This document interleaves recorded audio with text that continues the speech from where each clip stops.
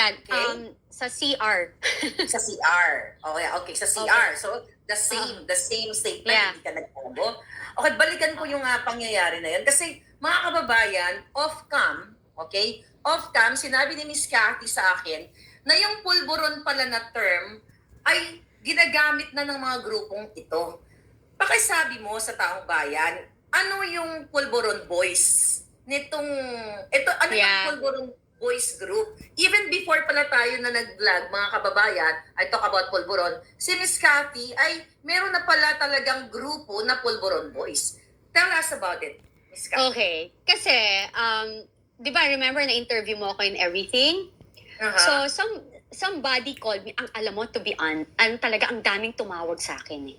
I know. Ang daming tumawag sa akin. Like, common friends and everything, ang dami. And talagang, sabi nga nila sa akin, alam mo, hindi ka naman nagsisinungaling. You know, parang public naman yan. Parang wala nga silang pakialam eh. Alam ng lahat ng tao niyan. So parang yung magdidepensa sa kanila, nakikinabang kasi. So parang nakikinabang or natatakot matanggal sa posisyon, sabi nila. Or like, syempre may business with them. Sabi ko, oo naman. Alam mo, sabi niya, pero alam mo, way back talaga, yung pulburo na yan, hindi niyan bago. Tatatawa daw sila sa'yo. Kasi saan mo raw nakuha yung pulburon? Kasi sabi niya, yan daw talaga yung term. You know what? When you try to think about it, ina-align talaga ng Diyos eh. Yung mga terminologies, yung mga Yes. pagyayari, no? Yes, oo, inalign talaga ng Panginoon. So, sabing, di ba, yeah. Go ahead. Kasi ba sabi nga, kapag Diyos nang naggumalaw, hindi mo na mapipigil eh. Di ba? Mm-hmm. So, Pulburon Boys, para lang din Voltes 5. Tama ba? Correct. So, kaya Pulburon Boys, nag-upgrade to Voltes 5. 5 lang ba talaga yung very prominent? Silang 5 lang ba talaga ang bida-bidaan sa Pulburon Boys?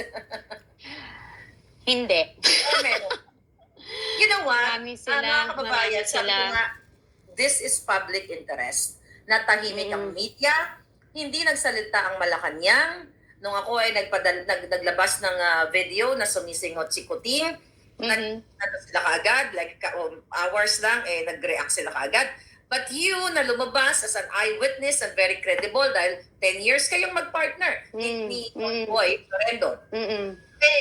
Tahimik sila. Maaring nagpaplano pa sila ng evil forces na o whatsoever. Pero Cathy, ano nito sa'yo? Ano yung understanding mo why they are silent and the media? Well, I think kasi, ang media, ang na-feel ko, they think I'm doing this for the Dutertes.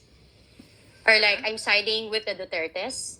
Which is sad. Imagine, I'm not really close with the Dutertes, okay? Wala kang may alam na nung i-interview mo ako, di ba sinabi ko sa'yo yan? Parang wala. Only yung anak kong panganay. Alam mo yon. So yun yung nangyari. So ako sana nakakalungkot kasi hindi sila nagsasalita kasi they know the truth. Alam nila na totoo yung sinasabi ko. Alam mo yon na how can you parang aalisin yung katotohanan na 10 taon ka silang siyang kasama, yung aking partner, which is very, very close to them. Paano nila, at halos 24 hours ko yung kasama. Paglalabas ako, 15 minutes lang susunod na sa akin yan. Maraming witness yan. Alam ng mga taong, yes.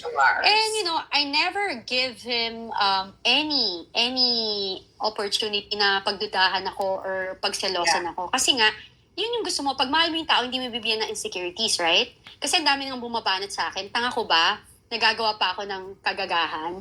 So anyway, ako ang tingin ko ganon. And sana yung mainstream media, sana, magpahayag sila based on ano yung dapat para sa nakakarami sa mamamayang Pilipino. Hindi dahil ang feeling nila, ayaw namin sa Duterte, ayaw namin i-support yan. Kasi si Sara bang giging next president pag ganon. You know what, guys? I don't care who will be the president. I don't care. All I wanted is like, mag-upo tayo ng tamang tao there. Yung wag yan ganyan. Wag yung mga pulveronic. Wag tayo napapaligiran ng mga ano yun, sabi mo, addictus benedictus, di ba? Parang, so, you know what? Imagine lang, kung isa sa pamilya nyo, ganyan, hindi nyo alam baka isa sa pamilya nyo naggaganyan na, nagpupulburon na. Mhm. Di ba? So, what will you do? Parang, ito-tolerate nyo ba? Nalulungkot po ako para sa inyo. Kung talagang may paninindigan kayo, at saka you're speaking the truth, sabi nga nila, ang mainstream media is para sa tao, para kung ano lang yung katotohanan. Ito po ako. Andito po ako. Tataya ng buhay. Opo, nagtataya ako ng buhay. So parang ano kung mapapala ko dito? Few years from now, they can kill me or whatever, but I believe that God will protect me. Kaya wala ko akong katakot-takot. So ano pong ginagawa nyo? Yung mga sikat dyan na mainstream media, yung mga newscaster na sikat dyan, ano pong ginagawa nyo? Why? Because Duterte? Wala akong pakialam. Hindi ako close sa kanila. Siguro like yung mga pinopost na picture ko na I'm with Duterte. Of course, hello. Ano ba kayo? Diba malapit ng kaibigan ni Digong yung yung ex ko. Anong gusto nyo? So lahat ba tayo? Lahat na may picture kay Digong? Troll niya na or bayaran niya na or whatever. Lahat naman kayo may picture din. Ano ba? Let's be realistic here. Diba? Alam mo yun? So, yun yung binabato sa'yo na bayaran ka ni Duterte. So, syempre, alam mo, pareho lang naman tayo binabato ng mga ganyan. Yes. Before, nasuportado ko si Bangag, bayaran din ako ni Bangag. So, nakita niyo naman. Exactly. At ganun pa man, naapektuhan ka ba dito sa mga bato sa'yo? Never. They actually, ini-inspire nila ako more. Kasi, alam mo, sabi nila, di ba, pag ang puno ng Itik ang bunga, itik ang bunga, pinupukol. So, ano the na kung more maalindog like you? Para may pala. Para Dapat may sabi pala. alindog. Oo. Okay. Well, alam mo yon, obvious na obvious eh. Ba't nyo kaya attack? Di ba? Sis. Di ba, ba't mo kaya attack? Kung talagang, True. di ba? Kung talagang, Wala ka bang nakarating sa iyo na information na eto, may plano sa'yo, may ganyan. Wala ka bang nararamdaman na, pag lumalabas ka, wala ka bang nagsasabi sa iyong instinct, or yung gut na parang medyo may something? Wala. And I have that gift eh. And hindi rin nila gagawin sa akin. Kasi protected din talaga ako. Alam mo yon, ang dami. Alam mo yun, ang dami. I'm glad to hear that. And anyway, sabi mo nga, nung last interview, kung ano man ang mangyari sa'yo, nakakalat na yung 150 USBs, right? Yes, and yung mga naiintriga ko nila man ng USB, yung part of it, yung experience ko at saka yung mga taong involved, hindi lang yung first family, yung mga taong pwedeng manakit sa akin and kung bakit, yung mga nakakasama nila sa gawaing ganyan, yung mga katiwalian na ginagawa nila na na-base sa aking nakuha, yun, kaya hindi ko po siya nilalabas now. Pero once something will happen to me, trust me. Kaya yung mga trolls and mga basher dyan, kayo po mag-ingat kasi baka biglang sumabog lahat sa pagmumukha nyo. Alam niyo yun? Wow. Sumabog sa lahat ng that's big, that's big time information pag nagkataon. Anyway, sa interview mo sa Pilipinas Nating Mahal, binanggit mo, natanong ka ni Doc Lorraine Badoy, at noon, nasagot mo na buong pamilya ng first family ay, alam mo, may personal knowledge ka na sila ay nagpupunta. Tama? Opo. Paano mo nasabi, Miss Cathy? Paano mo nasabi? Kasi noong nakaraan, sabi mo, inabutan ka ni Lisa, galo ka niya ng pulburon, sinabi niya sa'yo, do you want? Opo. Then, doon sa pangalawang interview mo kay Lorraine, at kay attorney, sabi mo, buong pamilya. Paano ka nakakasiguro na buong pamilya? Kasi kaibigan po ng anak ko yung anak nila. Oh my God. So, that's my connection po. At saka again and again, public po. Naging kaibigan ng anak ko. And it's sad to say, like, one of my kids, when I left for US, para umiwas po sa pangbubuli nila and everything, and para hindi madama yung pamilya ko, umalis po ako. Pag alis ko, sinabihan ko pa yung anak ko, anak, huwag kang mag-iingat ka ha, kasi for sure they will hurt you, they will do something to you para masaktan ako. Huwag kang makakagat sa bait. There's a lot of things happen to me. 'Di ba? Parang kaya ako ngayon lumalabas. Hindi ako naghihigante. Natatanong mo lang ako, so these are the truth. Alam mo yon. So, nung nalaman ko, kasi I'm wondering, I was like, when I was in the States, I was asking my daughter to do certain things. Hindi niya nagagawa. Tapos nabarkada siya. Alam mo yon. Then, like me, I'm exposed to those kind of people. You can easily see through. You can feel if there's something wrong. Alam mo 'di ba? So, what I did, pinasundan ko yung anak ko. Naghumingi ako ng tulong sa mga kaibigan ko, mga kaibigan natin dyan, na please, pakiguide yung anak ko. Tas nalaman ko talaga, nakita ko, sinabihan ko pa nga siya, pag hindi ka tumigil, ipaparade ko kayo. As in, nasa States ako nito. Alam, sinabi ko, ipaparade ko yan lahat. Sabi kong ganon.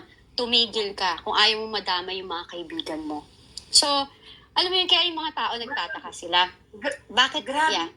Yeah, grabe yung pangyayari, no? So ito pala, ikaw hindi ka na-influensyahan, hindi ka pumayag nung inalok ka ni Lisa Marcos. Ano yung anak mo biktima? Tama ba? Pagkakaintindi ko? Opo. Tapos good thing po, parang less than a year lang yan siya. Kasi talagang, kapag nanay ka kasi, parang gagawin mo lahat. Parang, sabi ko nga, parang ano tayo, di ba? Mga lion.